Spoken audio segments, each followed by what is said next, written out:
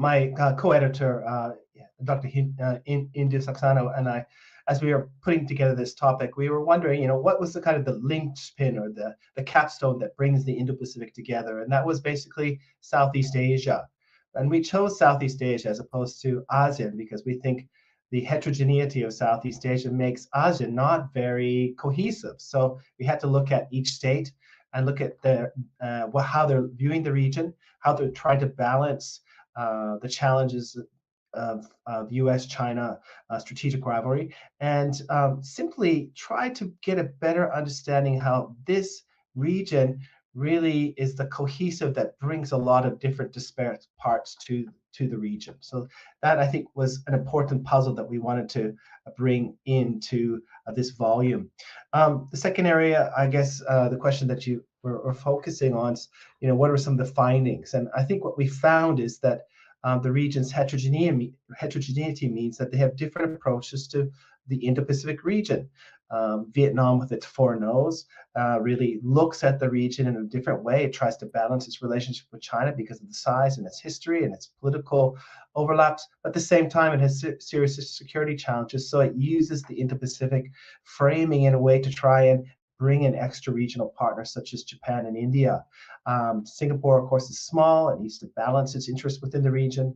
Malaysia, Indonesia, the Philippines, again, they have serious challenges in the South China Sea that make it difficult to I guess, balance their interests with China and their long-term relationships with the United States. So my co-author and I really wanted to bring out some nuance, and we brought together Southeast Asian scholars from Indonesia, from the Philippines, from Singapore, from Vietnam to come and write about this. So lastly, and I think importantly, what is the lessons for Canada? Maybe threefold. First, and I want to re-emphasize how heterogeneous the region is, and this heterogeneity makes it a very complex partner to work with. And it's important to choose the partners that you're going to work with in the region.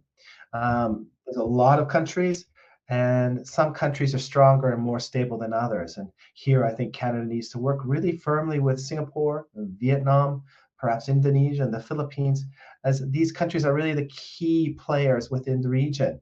There's other countries like Cambodia, Laos, Malaysia, Myanmar, of course, but these are less pivotal, I think, compared to those other countries. Second is to try and get an understanding of the security dynamics that those countries have with the big players, and that's the US and China. Officially, they all say that they don't want to choose, but when we look at their policies and we look at their shifts, what we see is a tilt towards the United States. And we see that tilt towards the United States because they see the United States as a comprehensive, stable power that brings value to the region. Three, and I think importantly, is the region looks to extra-regional partners for balancing their relationship with China. And here, I think that means there's an opportunity for Canada to invest more in the region, but it should invest smartly. It shouldn't spread the peanut butter too thin, as we might say in Canada. And that means, again, focusing on specific countries where we can build alignment and build synergies and use those synergies for momentum for broader cooperation and engagement in the region.